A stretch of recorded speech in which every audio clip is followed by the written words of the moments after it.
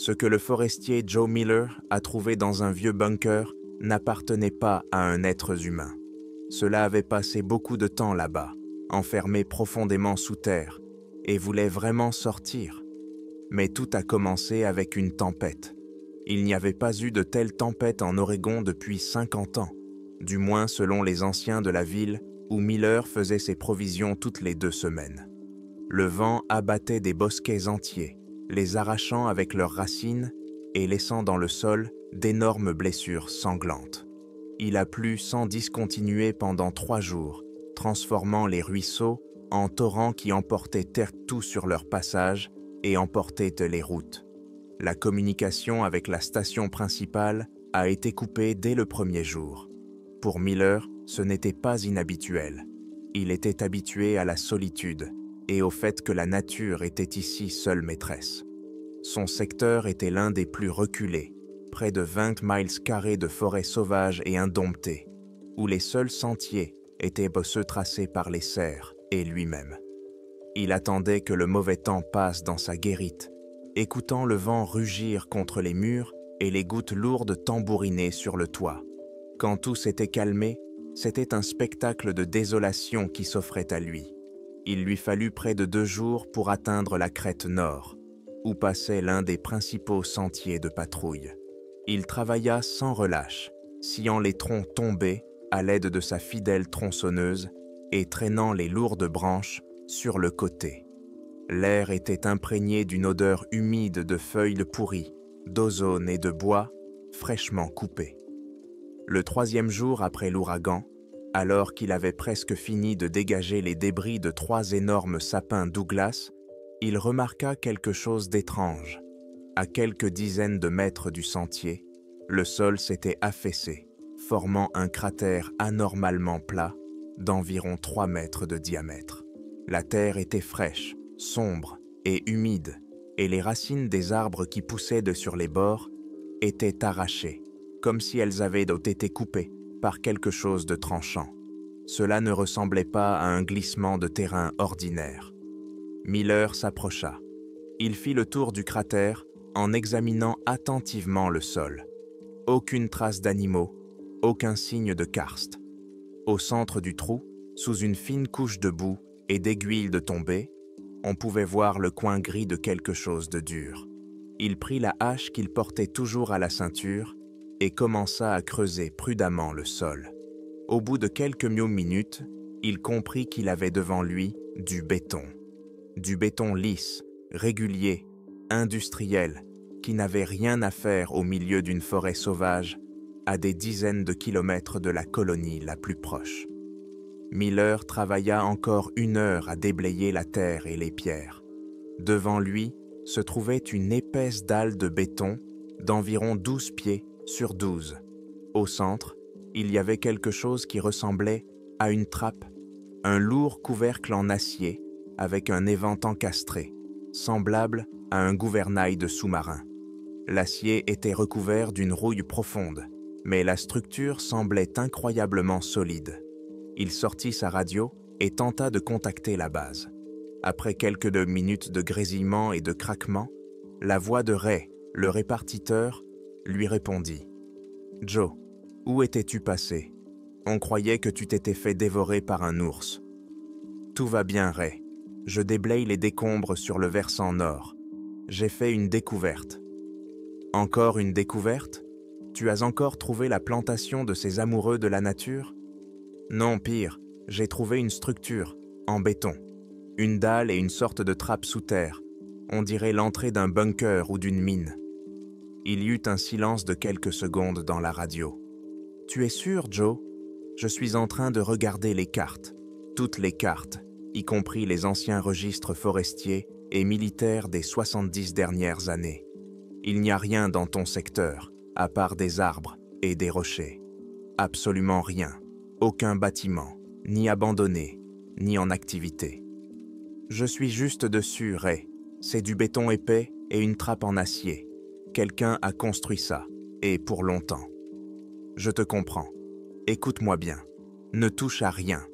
Sécurise la zone, marque clairement son emplacement sur la carte et reviens à la base. Dès que les routes seront sèches, nous enverrons une équipe sur place.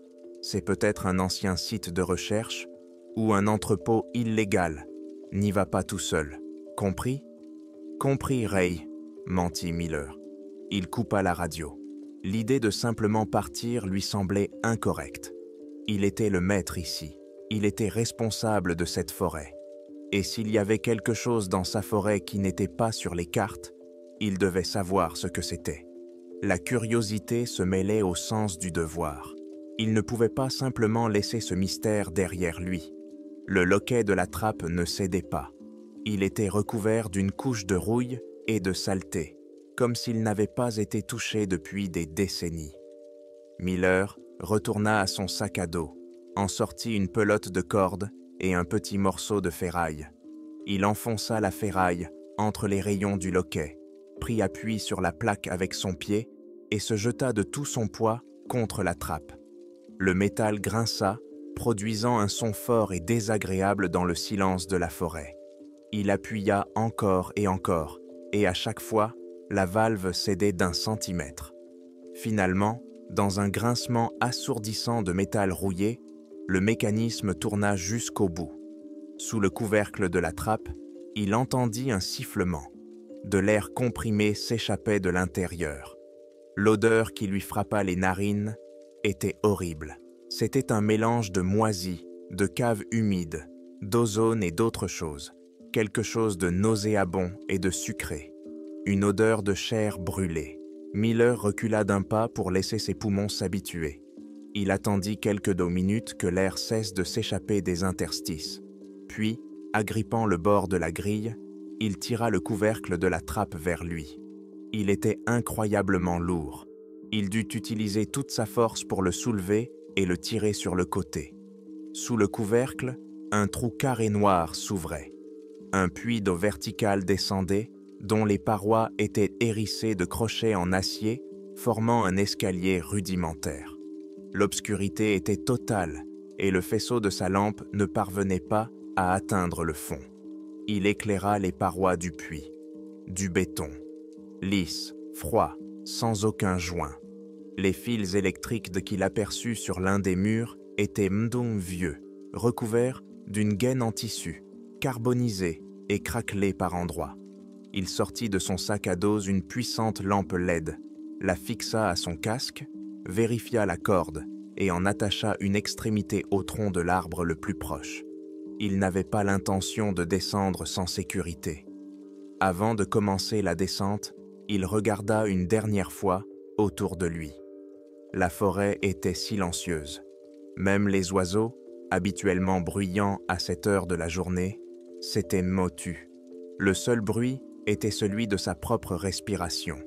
Il passa une jambe par-dessus le bord de la cavité, chercha le premier crampon à tâtons et commença à descendre. L'air froid et immobile l'enveloppa immédiatement. À chaque pied descendu, l'odeur de brûlé et d'humidité devenait plus forte. Les échelons étaient froids et glissants à cause de la condensation. Il descendait lentement et prudemment, le faisceau de sa lampe frontale éclairant par intermittence de petits pans de mur en béton. Au bout d'une quinzaine de mètres, ses pieds touchèrent une surface solide. Il se tenait sur le sol en béton, au début d'un couloir qui s'enfonçait dans l'obscurité. Le puits restait au-dessus de sa tête, formant un carré clair sur le fond noir du plafond. Il détacha sa corde de sécurité et fit quelques pas en avant. Le couloir était étroit, pas plus de 4 pieds de large et 7 de haut. Les murs, le sol et le plafond étaient même moulés dans le même béton gris. Le plafond était traversé par d'épaisses poutres en acier auxquelles étaient mis suspendus les restes d'appareils d'éclairage, des plafonniers brisés et des morceaux de fils électriques. L'air était lourd et vicié, il était difficile de respirer. Il dirigea le faisceau de sa lampe vers l'avant. Le couloir s'étendait sur une centaine de mètres et se terminait par quelque chose de massif et de sombre. Miller avança lentement, ses pas résonnant dans le silence. C'est alors qu'il aperçut pour la première fois des traces sur le sol. Ce n'étaient pas des empreintes de bottes, c'étaient des rayures profonde et parallèle, comme si quelqu'un ou quelque chose avait enfoncé ses griffes dans le sol en béton avec une force incroyable, essayant de freiner ou, au contraire, d'avancer. Les dos rayures parcouraient tout le couloir, devenant plus profondes à mesure qu'il approchait de la fin. À certains endroits, le béton était ébréché et, à côté des rayures, on pouvait voir des taches sombres, presque noires. Il s'accroupit et braqua sa lampe sur l'une de ces taches. C'était quelque chose qui avait fondu dans la surface. Il le toucha avec son doigt, ganté. C'était dur comme du verre et rugueux. Il comprit ce que c'était lorsqu'il aperçut à côté un petit morceau de quelque chose qui ressemblait à de la peau brûlée. C'était de la chair brûlée, fondue dans le béton par une température monstrueuse. L'odeur de brûlé provenait précisément de ces taches. Quoi qu'il se soit passé ici, cela avait été accompagné d'un incendie et d'une force surhumaine. Il se leva et continua d'avancer en prenant soin de ne pas marcher sur ces traces effrayantes. Au bout du couloir se trouvait une porte, massive, blindée, faite d'acier épais, comme dans un coffre-fort de banque. Au milieu, il y avait un petit hublot en verre, épais et trouble, et un volant massif, semblable à celui qui se trouvait sur la trappe à l'extérieur. Mais ce n'est pas cela qui attira son attention. La porte était couverte de bosses et de rayures profondes. Mais elles n'étaient même pas à l'extérieur. Elles étaient à l'intérieur. Quelque chose d'énorme et de violent essayait de défoncer cette porte pour sortir de sa cellule. L'acier était déformé, concave vers l'extérieur, et à certains endroits, le métal était déchiré comme du papier. Des morceaux de matériaux isolants et des fils électriques dépassaient de ces déchirures. Miller s'approcha du hublot, mais celui-ci était tellement sale et rayé de l'intérieur qu'il était impossible de voir quoi que ce soit. Il passa sa main sur l'acier froid, sentant la profondeur des rainures laissées par des griffes. Elles étaient si profondes qu'il pouvait y enfoncer son doigt. Aucun animal connu ne pouvait laisser de telles traces sur l'acier, et aucun être humain non plus. Il éloigna le faisceau de sa lampe de la porte et l'orienta vers le coin du couloir. Là, dans la poussière et les éclats de béton, quelque chose brillait faiblement. Il s'approcha et ramassa l'objet. C'était un badge de patrouilleur, noirci par le temps. Il l'essuya avec la manche de sa veste. La gravure était nette. Le badge représentait l'emblème de l'État et un numéro, 734, et en dessous, un nom, adjoint du shérif Caleb Rourke. Miller connaissait ce nom. Il était légendaire au service forestier, un jeune patrouilleur qui avait disparu dans ce secteur même, il y a près de 40 ans, en 1987. On l'avait cherché pendant plusieurs mois. On n'avait retrouvé que sa voiture de patrouille sur une vieille route forestière, à une dizaine de kilomètres d'ici. Aucune trace de lutte, aucun indice. Il avait simplement disparu. Et voilà que son badge gisait ici, à 100 pieds, sous terre, dans le couloir menant à la cellule que quelqu'un avait tenté d'ouvrir de l'intérieur. Miller serra le badge plus fort dans sa main. Le métal froid lui pesait dans la paume. Il regarda à nouveau la porte déformée, les traces de griffes sur le sol, les restes de chair brûlée. Et pour la première fois depuis qu'il était dans cette forêt, il eut vraiment peur. Il comprit que Caleb Rourke n'avait pas simplement disparu. Il avait trouvé cet endroit. Et ce qui se trouvait derrière cette porte l'avait trouvé. Miller recula lentement, sans quitter la porte des yeux, comme s'il craignait qu'elle s'ouvre à tout moment. Le silence du souterrain était oppressant, et dans ce silence, il lui sembla entendre quelque chose, un son à peine perceptible, grave, semblable à d'un grincement. Il provenait de derrière la porte. Le grincement se répéta. Cette fois, il était plus fort, plus distinct. Cela ne ressemblait pas au bruit d'une structure qui s'affaisse ou au mouvement de l'air. C'était le bruit de quelque chose de dur et de dentelé, frottant contre du métal. le bruit que font des griffes qui grattelaient lentement une surface en acier. Miller se figea, le souffle coupé. Il dirigea le faisceau de sa lampe vers le centre de la porte, vers la fenêtre déformée. Rien, seulement du verre trouble et rayé. Il resta immobile, probablement pendant une minute, à l'écoute. Silence. Peut-être avait-il imaginé. Ses nerfs. Sous terre, les sons sont déformés. Il fit un pas en arrière, puis un autre. Il devait partir, tout de suite. Mais quelque chose le retenait. Il devait s'en assurer. Il revint lentement vers la porte, en essayant de ne pas faire le moindre bruit.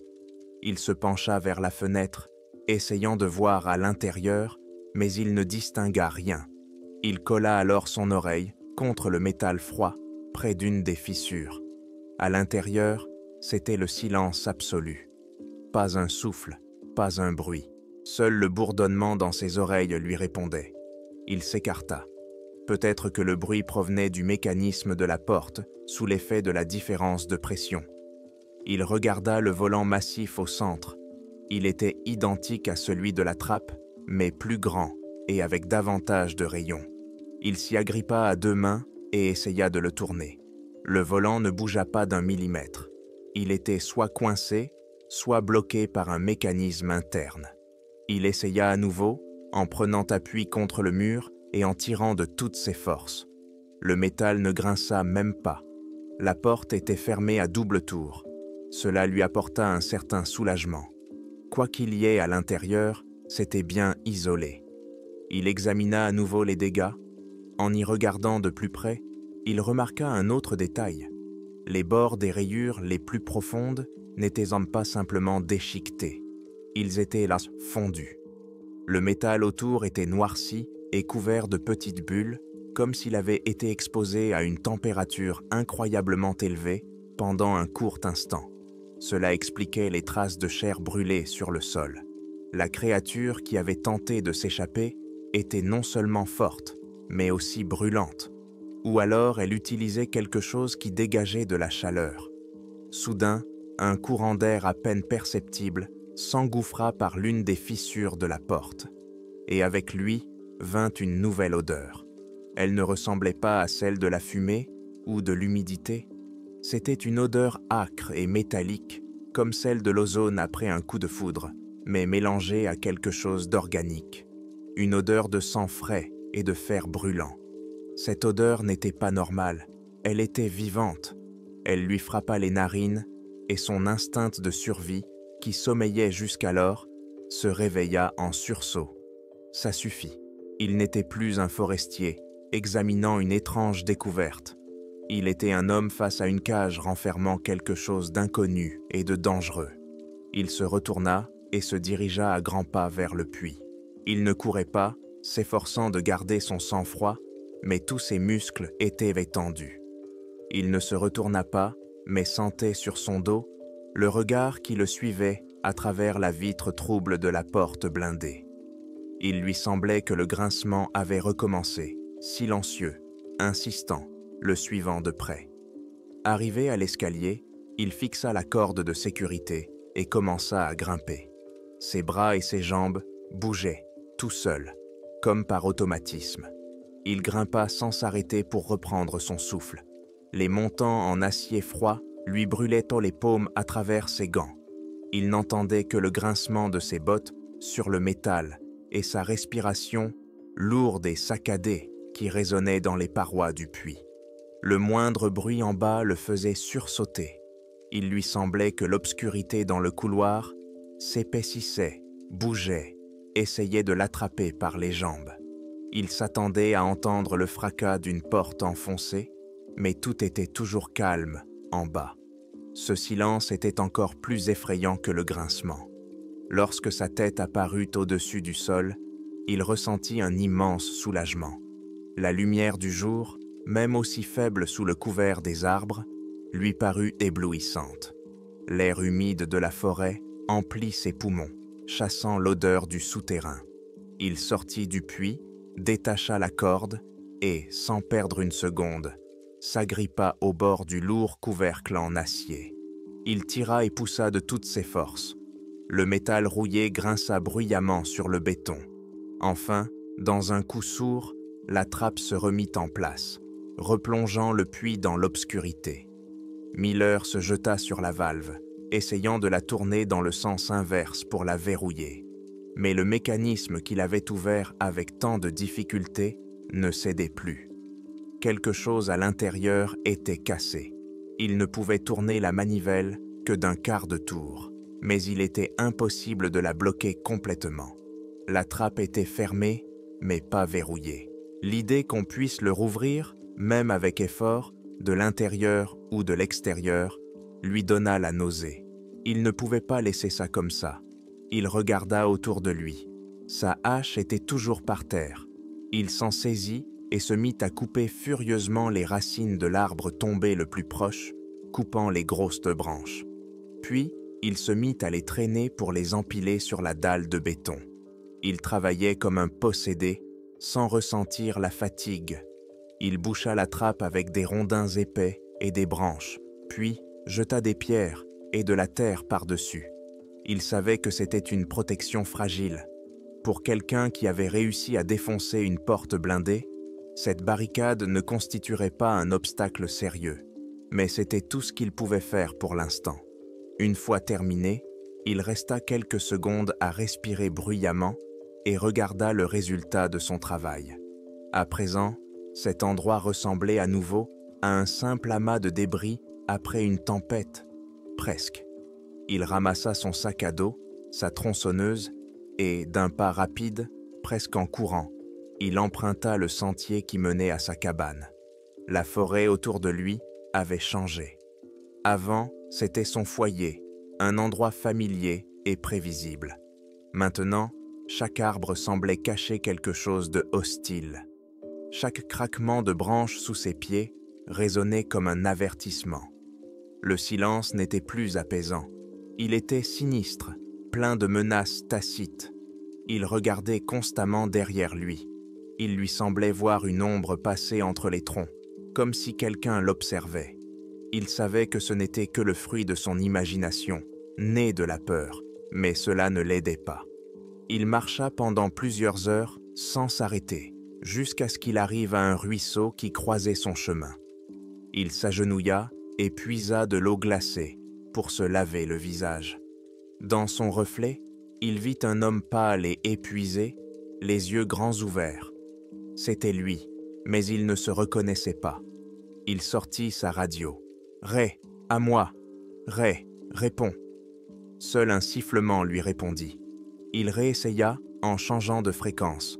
« Ray, c'est Miller, j'ai besoin d'aide, vite, dans le secteur. » Les interférences couvrirent ses paroles. « J'ai trouvé le bunker, l'adjoint du shérif Rourke. Il était là. » La radio siffla plus fort et il entendit un fragment de la voix de Ray. « Répète, Joe, mauvaise connexion. Ray, écoute, ce qui est dans le bunker, c'est vivant. N'envoyez personne ici, vous m'entendez? Personne, c'est un ordre. » Il s'interrompit, réalisant l'absurdité de ses paroles. Il ne pouvait pas donner d'ordre. C'est un piège. La communication était définitivement coupée. Il rangea la radio. Il ne savait pas si Ray l'avait entendu, et si oui, ce qu'il avait compris. Il ne lui restait plus qu'une chose à faire, se rendre le plus vite possible à la guérite et essayer de joindre la base depuis le téléphone fixe si l'ouragan ne l'avait pas endommagé. Il se leva et regarda le ciel. Le soleil commençait déjà à décliner. Il fallait qu'il se dépêche. Mais lorsqu'il fit un pas, il entendit un bruit, un craquement fort et distinct, comme celui d'un arbre qui se brise. Le bruit venait de là où il était. C'était loin, à au moins 1 kilomètre, mais dans le silence du soir, cela résonna comme un coup de feu. Quelqu'un ou quelque chose le suivait, et cela ne cherchait pas à dissimuler sa présence. Miller n'attendit pas le deuxième bruit. Il se précipita, plongeant dans les fourrés épais. L'adrénaline monta dans son sang, atténuant sa fatigue. Il courut sans se soucier du chemin, enjambant les arbres tombés et glissant sur la terre humide. Les branches lui fouettaient le visage et les mains, mais il n'y prêtait pas attention. Derrière lui, il entendit à nouveau un craquement, plus fort, plus près.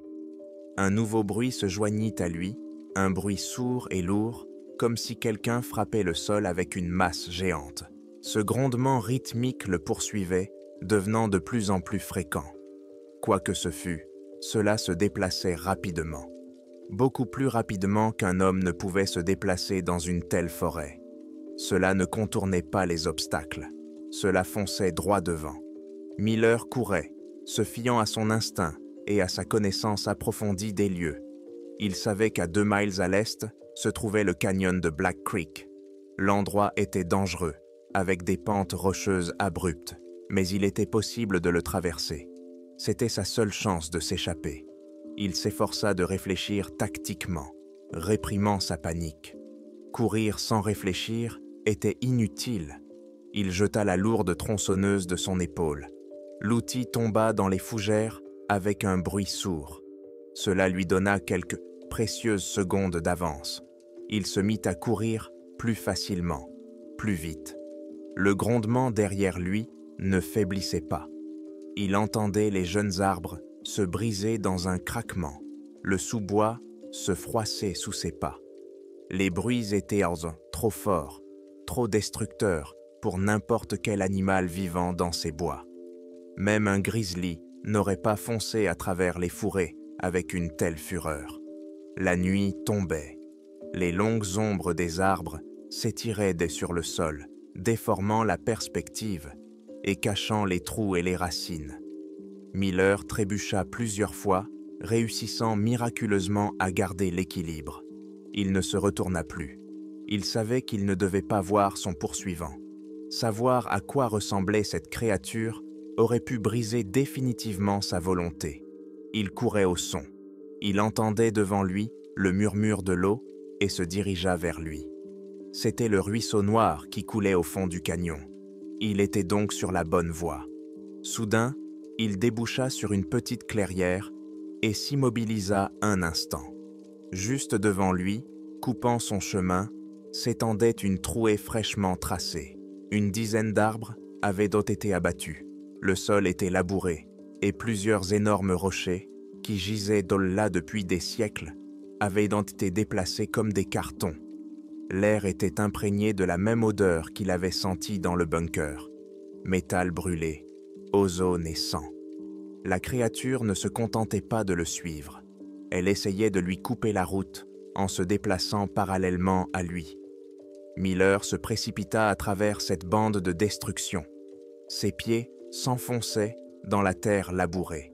Il enjamba un tronc de sapin brisé, d'où coulait encore de la résine fraîche, puis s'enfonça à nouveau dans la forêt. Le bruit de l'eau devenait plus fort, encore quelques centaines de mètres. Il voyait déjà devant lui une clairière entre les arbres, le bord du canyon.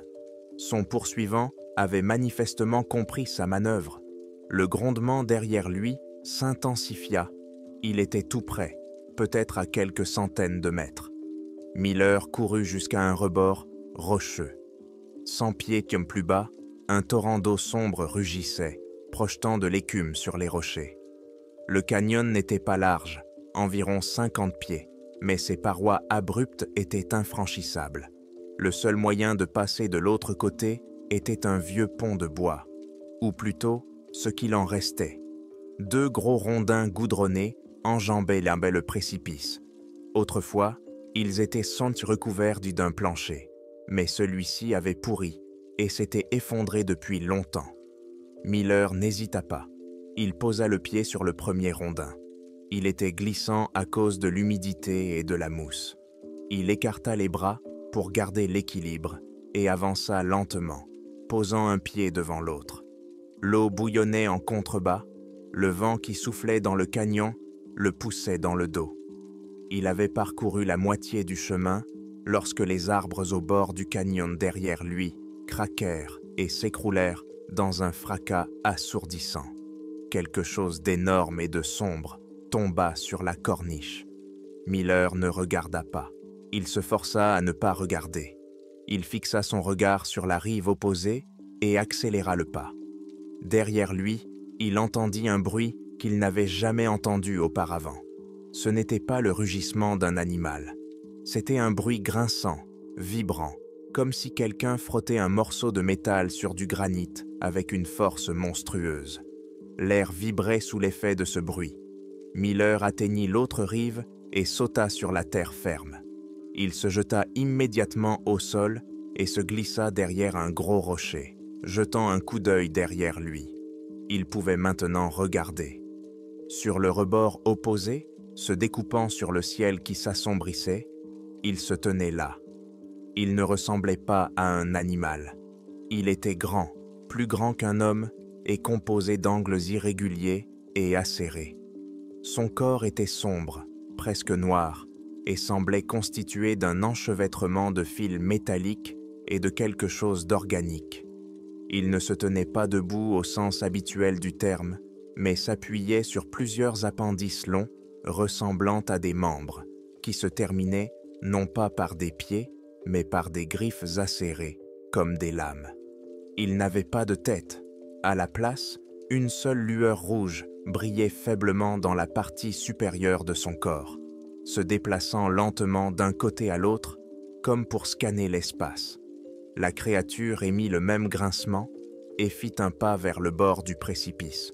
L'une de ses griffes s'enfonça facilement dans la roche, faisant jaillir des étincelles. Elle regarda vers le bas, vers les eaux tumultueuses, puis vers Miller. La lueur rouge s'arrêta un instant, se concentrant sur lui. À ce moment-là, Miller comprit deux choses. La première était que cette créature n'était pas de ce monde. Elle n'était pas le produit de l'évolution ou d'expériences secrètes. Elle était quelque chose d'absolument étranger. La deuxième, elle était intelligente. Il n'y avait aucun instinct animal dans ses mouvements, dans la façon dont elle évaluait l'obstacle. Il y avait une logique froide et déterminée. La créature se retourna et, sans émettre le moindre son, disparut dans la forêt. Le grondement et les craquements reprirent, mais ils s'éloignaient de maintenant du bord du canyon, remontant le courant. Miller comprit son intention. Elle n'avait pas l'intention de sauter. Elle cherchait un endroit où le canyon était déjà plus large, où elle pouvait descendre et traverser le ruisseau à gué. Cela lui donnait du temps. Il resta allongé derrière la pierre pendant quelques minutes, essayant de calmer les tremblements de son corps. Son cœur battait si fort qu'il avait l'impression qu'il allait sortir de sa poitrine. Il avait survécu. Il s'était échappé. Mais il savait que ce n'était qu'un répit temporaire. Cette créature n'abandonnerait pas. Elle savait qu'il était là et elle le chercherait. Il se releva. Il fallait bouger tant qu'il voyait encore quelque chose. Sa cabane était encore à 5 miles de là. Il ôta son sac à dos, qui lui semblait désormais impossible à soulever, et commença à en retirer tout ce qui n'était pas indispensable. Une gourde d'eau, une trousse de secours, une lampe torche, une radio, une pelote de corde, et le badge de l'adjoint du shérif Rourke, qu'il glissa machinalement dans la poche de sa veste. Il le regarda. 734. Caleb Rourke, lui aussi avait vu cette créature, et elle l'avait rattrapé. Miller remit le badge dans sa poche. Il ne laisserait pas la même chose lui arriver. Il devait rejoindre la guérite, contacter Ray et tout lui raconter. Les gens devaient maintenant savoir ce qui se trouvait dans ce bunker, et que cette chose était désormais en liberté.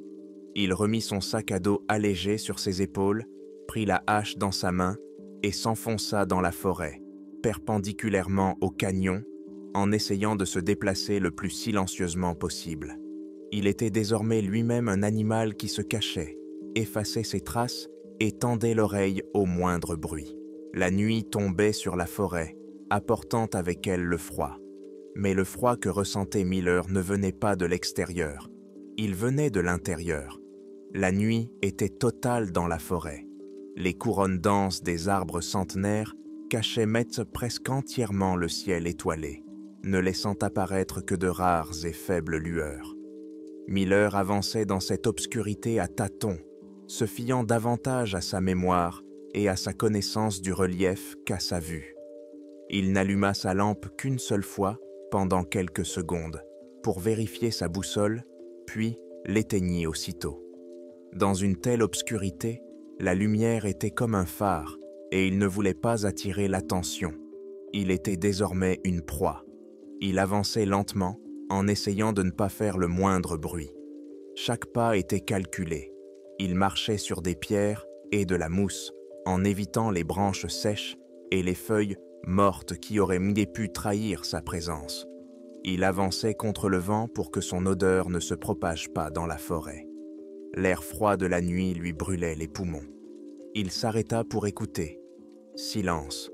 Seul le bruissement du vent dans les cimes des arbres et le ululement lointain d'une chouette se faisaient entendre. Aucun grincement métallique, aucun fracas. Ce silence était effrayant. Il ne savait pas où se trouvait la créature. Était-elle toujours à sa recherche? Ou était-elle partie, retournée dans son repère? Ou pire encore, était-elle tapie quelque part, à proximité, attendant qu'il commette une erreur? Il poursuivit son chemin. Les heures s'écoulaient interminablement. Chaque silhouette sombre d'un buisson ou d'un rocher lui semblait être un monstre immobile. Son imagination lui faisait voir des lueurs rouges qui l'observaient et de derrière chaque tronc. Il s'arrêta plusieurs fois, persuadé d'entendre des pas derrière lui, mais chaque fois, ce n'étaient que les battements de son propre cœur. Il s'orientait grâce aux étoiles dans les rares clairières, entre les arbres et à la pente du terrain. Il savait qu'il devait traverser le ruisseau Medveji, puis monter une longue pente jusqu'à la crête, où se trouvait sa tour. Au bout de quelques heures, il entendit le murmure de l'eau et descendit vers le ruisseau. Il s'agenouilla et but l'eau glacée directement dans le ruisseau, sans sortir sa gourde. L'eau lui redonna des forces. Il traversa le ruisseau à gué et commença l'ascension. C'était la partie la plus difficile du chemin. La pente était raide et rocailleuse. Il s'agrippait aux racines et aux saillies rocheuses, progressant lentement vers le haut. La hache à sa ceinture le gênait, s'accrochant aux branches. À plusieurs reprises, il faillit glisser. Enfin, il sentit que la pente s'aplanissait. Il arriva au sommet de la crête. Et là, devant lui, à un demi-mile, il la vit. La silhouette sombre et anguleuse de la tour de guet se détachait sur le ciel nocturne, légèrement éclairci. Sa maison, sa forteresse. Une immense vague de soulagement le submergea. Il était presque arrivé. Il accéléra le pas, mais resta prudent. Il contourna la tour en décrivant un large arc, inspectant attentivement la clairière autour d'elle. Aucune trace, pas d'arbre brisé, pas de terre retournée. Tout était comme il l'avait laissé ce matin. Il s'approcha de la base de la tour. C'était une construction massive en poutres d'acier, haute de 80 pieds. Au sommet se trouvait une petite cabine d'observation. La porte en bas, qui menait à l'escalier, était verrouillée par un lourd verrou. Il l'ouvrit sans faire de bruit, entra et referma la porte derrière lui. Ce n'est qu'une fois plongé dans l'obscurité totale de la structure métallique qu'il se permit de respirer. Il commença à monter l'escalier métallique. Ses pas résonnaient dans le silence. Il arriva enfin à la trappe menant à la cabine, l'ouvrit et se glissa à l'intérieur. Il était en sécurité, du moins pour le moment. Il referma la trappe et la verrouilla, puis s'approcha des fenêtres et examina attentivement la forêt en contrebas. Tout était calme. Il alluma la lumière. Une petite ampoule au plafond plongea la cabine dans une lumière jaune. Tout était à sa place. La couchette étroite, la table avec les cartes, le petit poêle, la radio. Cette vue familière le calma quelque peu. Il s'approcha de la radio. C'était un modèle fixe puissant, équipé de son propre générateur. Il avait beaucoup plus de chances de contacter la base à partir d'ici. Il mit ses écouteurs, alluma l'appareil et commença à régler la fréquence. « Base, ici Miller. J'appelle la base. Répondez. » Il n'entendit qu'un grésillement et des sifflements. « Base, ici Joe Miller, secteur 12. Répondez. C'est urgent. » Il tourna le bouton de réglage pour essayer de capter le signal. Finalement, La voix de Ray parvint à percer les interférences. Taylor Heller, Joe, c'est toi? Dieu merci. Ton dernier message a beau été coupé. Nous n'avons rien compris. Que se passe-t-il? Ray, écoute-moi très attentivement, dit Miller en s'efforçant de ne pas laisser sa voix trembler. La structure que j'ai trouvée, dans le secteur 12, ce n'est pas un entrepôt. C'est un isolement, une cellule de détention. Quoi? Quelle cellule? Joe, de quoi parles-tu? Il y avait quelque chose à l'intérieur. C'était enfermé là-bas. L'ouragan a endommagé le sol, j'ai ouvert la trappe. Je l'ai libéré, Ray. Il y eut un silence de quelques secondes dans les écouteurs, interrompu par des craquements statiques. Joe, tu es déblessé? Tu t'es cogné la tête? Comment ça? Je l'ai libéré. C'est un animal? Non, pas un animal, dit Miller. Il ferma les yeux et la silhouette sombre avec la lueur rouge réapparut devant son regard intérieur. Ray, tu dois déclarer le confinement.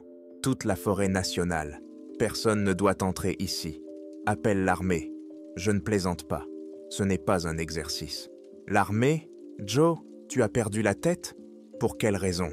Qu'as-tu vu? Décris-moi ce que tu as vu. C'est grand, noir, ce n'est pas fait de chair. Ça casse les arbres comme des allumettes. C'est intelligent. Ça m'a traqué. J'ai trouvé le badge de l'adjoint du shérif Rourke, juste devant sa caméra. Cette créature est ici depuis 1987. Ray, peut-être même plus. Elle l'a tué à l'époque, et maintenant elle est en liberté.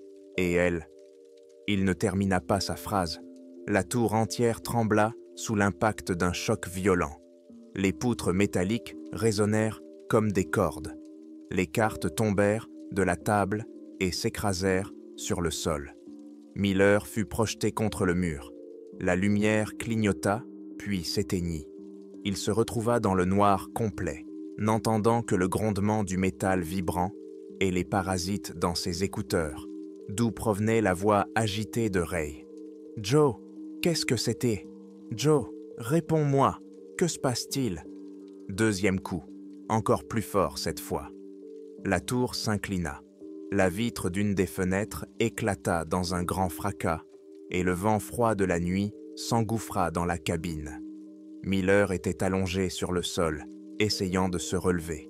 Il comprit qu'il avait commis une erreur fatale. Il n'avait pas attiré l'attention avec la lampe torche dans la forêt. Il l'avait attirée en allumant le générateur et la radio. Pour une créature qui avait passé des décennies dans un bunker en béton, cette explosion d'énergie électromagnétique était comme un cri dans le silence. Elle ne le cherchait pas à l'aveuglette. Elle se dirigeait droit vers le signal. Il rampait vers la fenêtre brisée et regardait en bas. À la base de la tour, il se tenait là. Son œil rouge était dirigé vers le haut, vers lui. Il leva l'un de ses membres, acéré, et frappa violemment la poutre principale. Il y eut un grincement assourdissant de métal qui se déchirait. La tour vacilla à nouveau, encore plus fort. Il s'apprêtait à la renverser. La voix de Ray dans ses écouteurs se transforma en un cri de panique.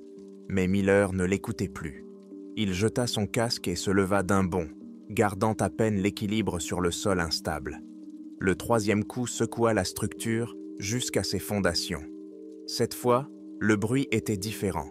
Ce n'était plus un coup sourd, mais un crissement perçant. Le bruit du métal épais se déchirant comme du tissu.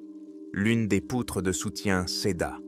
La tour s'inclina dangereusement de plusieurs degrés et tout ce qui n'était pas fixé se mit à glisser avec un grincement vers un mur. Miller s'agrippa au cadre de la table, vissé au sol, pour ne pas tomber. Il devait faire quelque chose. Il n'avait nulle part où fuir. Sauter d'une hauteur de 25 mètres signifiait une mort certaine.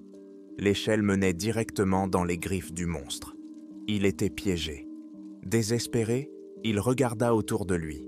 Son regard tomba sur une caisse métallique dans un coin. Une arme. Il rampait vers elle, ouvrit les loquets et sortit un vieux fusil à pompe de calibre 12 et une boîte de cartouches. C'était une arme standard pour effrayer les ours et les pumas, chargée de gros plomb. Contre un animal ordinaire, c'était un moyen sûr. Mais ce qui se trouvait en bas n'était pas un animal ordinaire. Miller chargea fébrilement le fusil et arma le chien. Il courut vers la fenêtre brisée. La créature se tenait juste en dessous de lui, déchirant méthodiquement les poutres d'acier. Son œil rouge était fixé sur l'enchevêtrement de métal. Elle travaillait avec l'efficacité froide d'une machine destructrice. Miller visa le centre de la masse sombre et appuya sur la détente. Le bruit assourdissant du coup de feu emplit la petite cabine. La charge de plomb frappa le dos de la créature. L'effet fut nul. Les billes de plomb ricochèrent sur sa surface sombre, comme des pois sur un mur de pierre, ne laissant que quelques éraflures à peine visibles qui se refermèrent immédiatement. La créature ne broncha même pas. Elle interrompit son travail pendant un instant. Puis, la lueur rouge remonta lentement, fixant Miller droit dans les yeux. Il n'y avait ni malice ni douleur dans ce regard, seulement une curiosité froide et impassible. Il savait qu'il était là, et il savait que son arme était inutile. Puis il baissa à nouveau les yeux et continua à détruire le pilier avec une force redoublée. Miller comprit qu'il ne lui restait que quelques secondes. La tour tremblait et gémissait, prête à s'effondrer à tout moment. Il jeta son fusil à pompe inutile, une corde. Dans son sac à dos, il y avait une corde d'alpinisme de 50 pieds. Ce n'était pas suffisant pour descendre jusqu'au sol, mais c'était sa seule chance. Il attrapa son sac à dos et en sortit la corde. Ses mains tremblaient, mais il les força à continuer.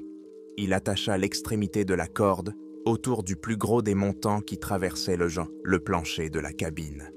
Il vérifia le nœud à 2 reprises en tirant de toutes ses forces. Ça tient. La tour se balança à nouveau, cette fois si fort qu'il faillit être projeté à travers la fenêtre brisée. Il donna un coup de pied dans les morceaux de verre du cadre du côté opposé à l'attaque, jeta la corde à l'extérieur et, sans hésiter, se laissa glisser. Un vent froid lui frappa le visage. Il était suspendu à 25 mètres de hauteur, agrippé au cadre, avec seulement l'obscurité en dessous de lui. Il tâtonna avec ses pieds jusqu'à trouver le mur de la tour et commença à descendre.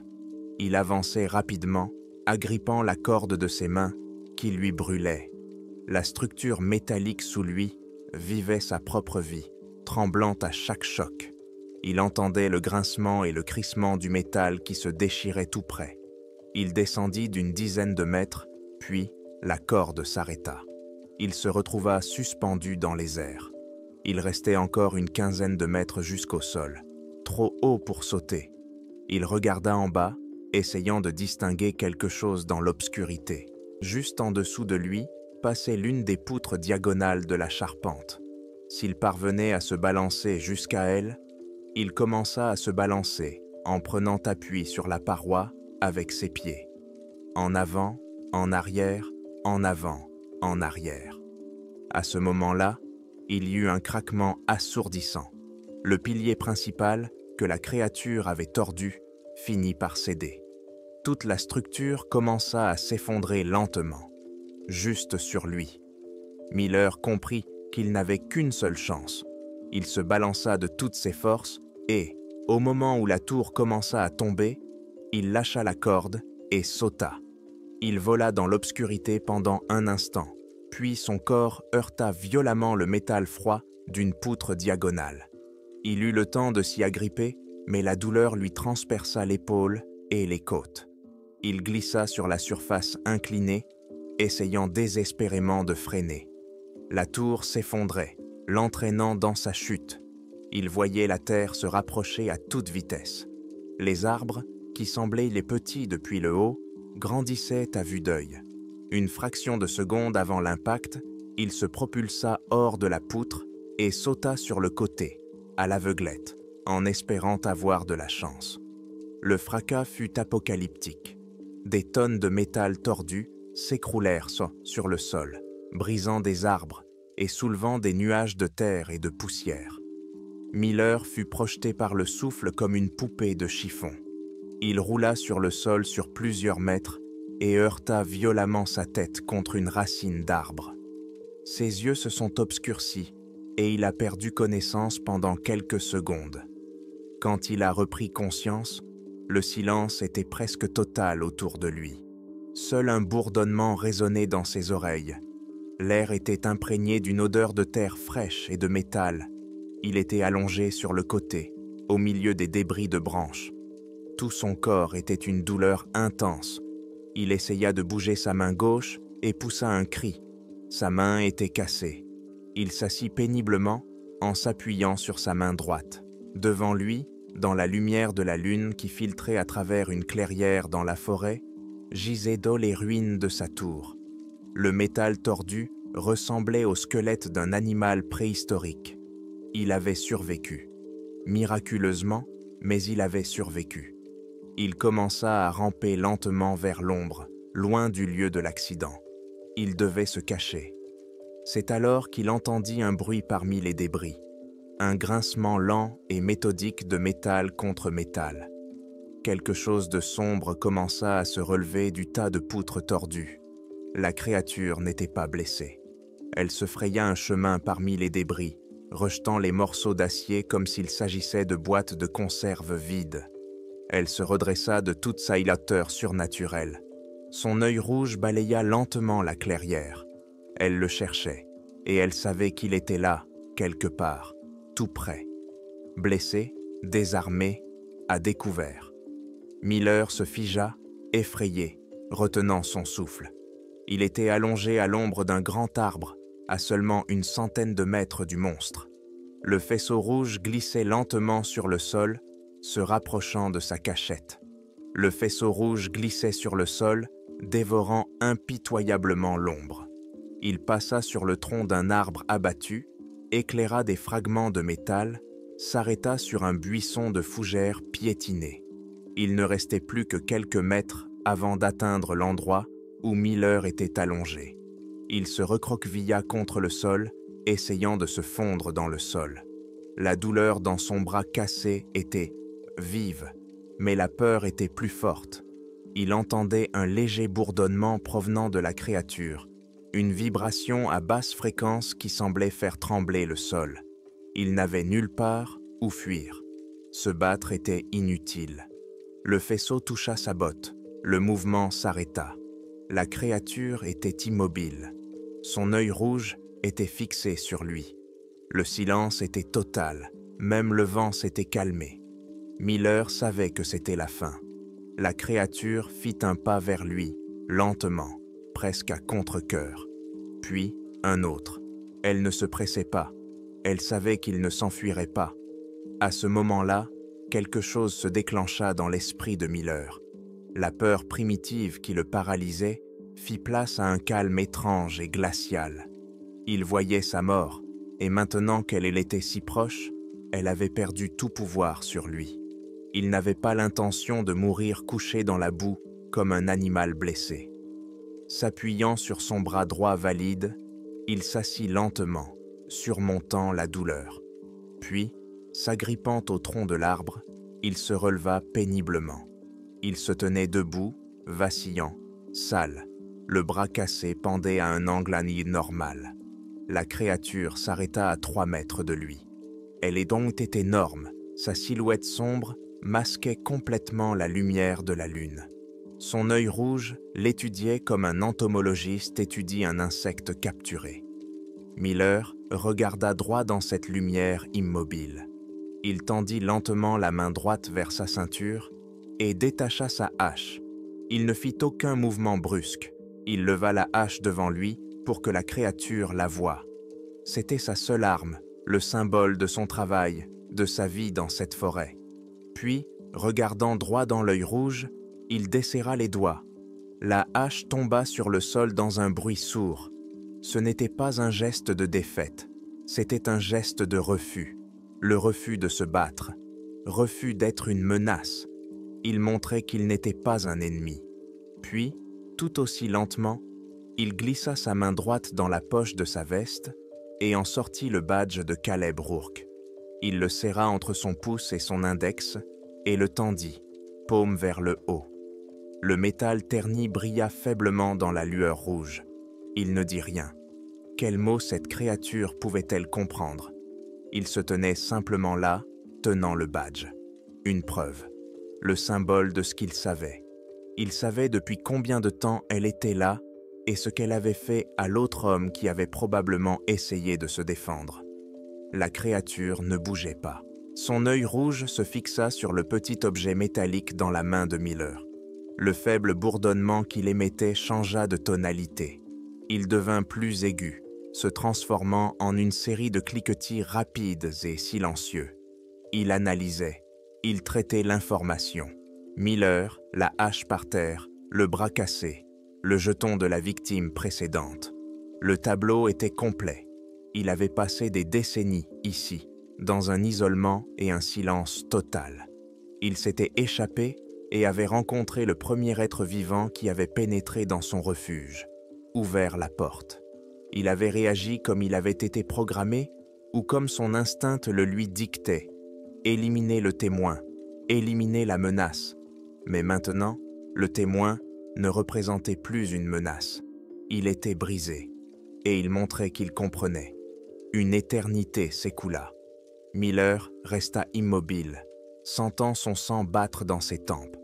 Puis, la créature fit quelque chose d'inattendu. Elle rentra ses membres acérés, sa taille diminua légèrement. Son œil rouge cligna une fois, puis changea de direction, cessant de regarder Miller. Il balaya lentement le mur sombre de la forêt derrière lui. Puis la créature se retourna. Elle le fit sans se presser. Elle tourna simplement le dos à l'homme qu'elle avait poursuivi toute la nuit et s'éloigna de la clairière. Elle marcha sans se retourner, d'un pas lourd et inéluctable. Dans un fracas et un grondement, elle pénétra dans la forêt, brisant les buissons et les jeunes arbres sur son passage. Le bruit de ses pas s'atténua peu à peu, s'éloignant vers le nord jusqu'à se fondre complètement dans le silence de la nuit. Miller resta seul. Il resta debout jusqu'à ce que ses jambes se dérobent sous lui et qu'il s'effondre à genoux. Il ne pleurait pas et ne riait pas. Il n'y avait que le vide en lui. Il regarda sa main. Le badge de l'adjoint du shérif y était toujours serré. 734. Caleb Rourke. Il l'avait laissé partir. Le badge tomba dans l'herbe à côté de la hache. Il resta assis ainsi jusqu'à l'aube, incapable de bouger, regardant dans la direction où le monstre était parti. Il ne sentait ni le froid, ni la douleur. Il ne sentait rien. Au matin, le bruit d'un hélicoptère retentit au-dessus de la forêt. Les sauveteurs envoyés par Ray, après la coupure de la communication, descendirent dans la clairière. Ils découvrirent un spectacle de désolation totale. Les restes calcinés de la tour de guet étaient éparpillés sur des centaines de mètres à la ronde. L'un d'eux trouva la hache de Miller. Sa lame en acier était tordue, comme si elle avait été frappée de toutes ses forces contre un rocher de granit. Ils ne trouvèrent pas le corps. Ils commencèrent à fouiller les environs en criant son nom. Ce n'est qu'au bout d'une heure qu'un des sauveteurs l'aperçut. Joe Miller était assis, adossé à un arbre, au bord de la clairière. Ses yeux étaient ouverts, mais il ne regardait rien. Il ne réagit pas lorsqu'on s'approcha de lui et commença à examiner ses blessures. Il resta simplement assis, le regard perdu dans le vide. L'un des sauveteurs ramassa quelque chose qui brillait sur le sol. C'était un vieux badge de patrouilleur. Il le tendit à Miller, pensant que c'était à lui. Miller le prit lentement de sa main valide et le serra fort. Ce fut le seul mouvement qu'il fit. Il ne leur dit pas un mot. Ni ce jour-là, ni jamais.